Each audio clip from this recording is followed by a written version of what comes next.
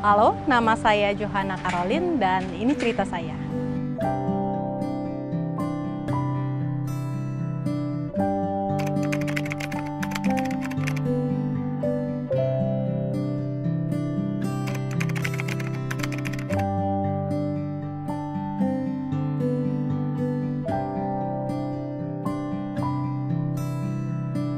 Kejadiannya November 2004, saat itu ada kegiatan sekolah. Saya turun dari ketinggian 12 meter pakai tali. Nggak tahu kenapa saat itu tidak bisa direm, saya langsung jatuh duduk dari ketinggian 12 meter itu. Dan saat itu juga 100% kaki saya nggak bisa rasa dan nggak bisa digerakkan.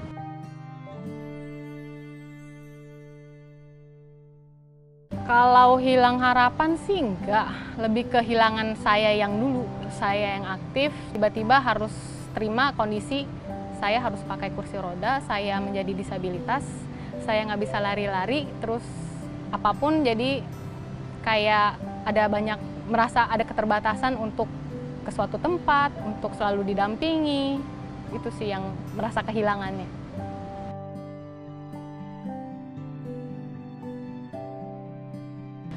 Momen paling jatuh itu lebih ke kayak bertanya, kenapa sih Tuhan kasih cobaan ini, kasih proses ini dalam hidup saya gitu. Sampai saya ngerasa awalnya, ini mungkin untuk sementara. Dan selama 3 bulan saya di rumah sakit itu, akhirnya saya kayak harus terima, ya saya harus adaptasi dengan kondisi baru saya ini. Life must go on, jadi kita nggak hidup untuk saat itu doang, dan kita nggak hidup juga nggak egois kita sendiri loh, masih ada keluarga, masih ada lingkungan, jadi jalanin aja apa yang kita bisa jalanin, beradaptasi dengan kondisi baru.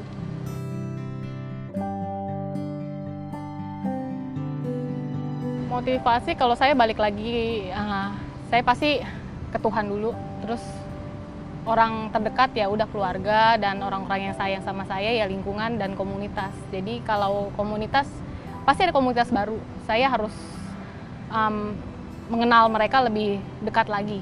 Karena kalau ada apa-apa, ya mereka lebih tahu daripada saya. Kalau support teman-teman, apalagi yang pas lagi angkatan saya kejadian, itu support banget. Kayak setelah 3 bulan saya balik dari rumah sakit, dan harus melanjutkan sekolah, dan kelas saya itu udah di lantai 3. Dan ada 4 atau 5 orang gitu di bawah, teman saya nungguin untuk bantu saya gotong. Dan saat itu tidak bisa pindah kelas ke bawah karena di bawah itu hall, jadi memang tidak ada kelas di lantai bawah. Kalau keluarga, kita sama-sama menguatkan sih sebenarnya kalau keluarga, dan saya lebih mau nunjukin ke keluarga saya bisa melewati proses ini. Terus kalau keluarga lebih mendampingi, bisa nggak? Kalau nggak bisa, tanya.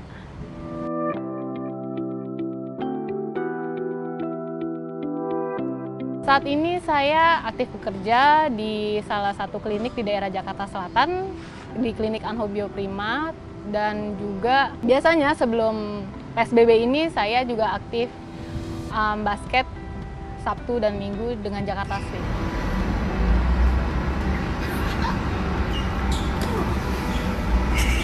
Membuang kesempatan, udah dikasih hidup tapi disia-siakan.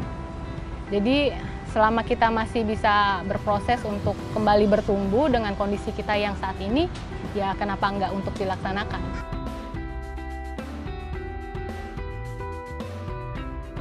Beradaptasi, saya menunjukkan ke mereka saya bisa melewati proses ini dengan beradaptasi dengan kondisi saya saat ini. Jadi kayak mau ke mall atau mau ke suatu tempat, biasanya selalu didampingi, nggak pernah enggak.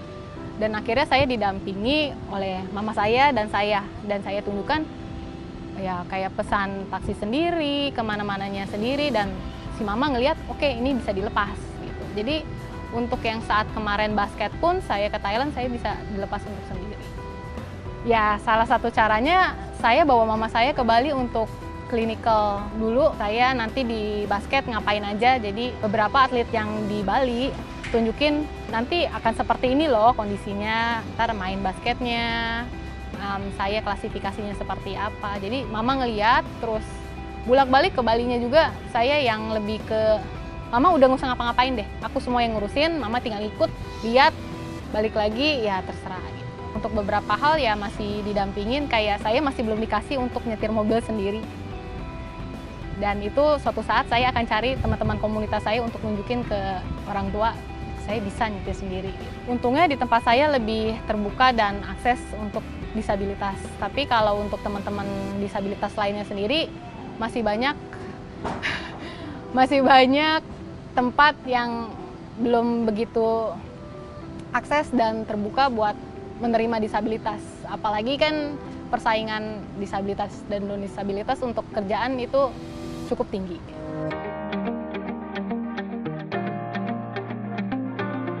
Balik lagi ke penyesuaian diri sih, pasti orang ngelihatnya akan kursi roda dan kenapa nih orang kayaknya ada mau tanya, ada mau yang menyapa tapi nggak jadi menyapa. Jadi ya udah sesuaikan diri aja. Kalau diliatin orang udah enggak, dulu iya. Tapi kalau sekarang lebih ke akses sih. Jadi kalau mau sendiri, biarpun sudah disediakan tempat untuk disabilitas, tapi belum tentu bisa sendiri. Pasti akan nanya, boleh tolong bantu nggak? Atau boleh tolong dampingi nggak?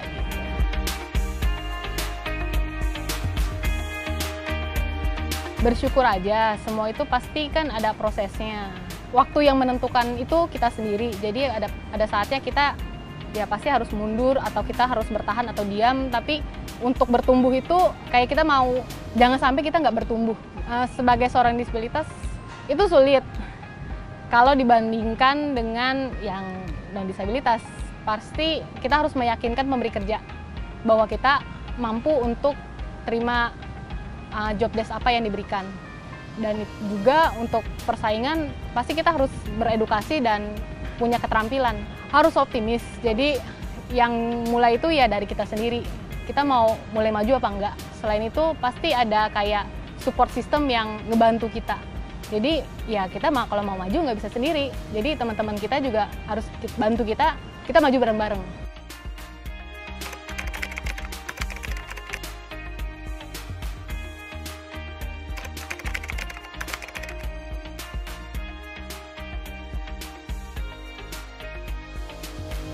Terima kasih telah mendengarkan cerita saya. Nanti tinggal giliran Anda yang bercerita.